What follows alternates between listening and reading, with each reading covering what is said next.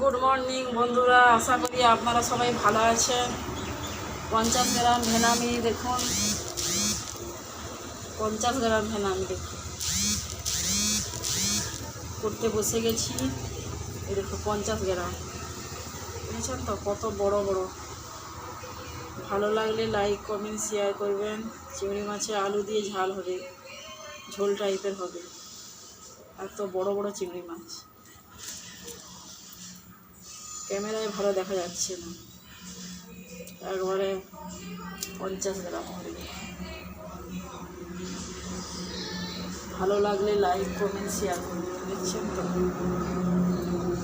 ভালো লাগলে like comment share করবেন।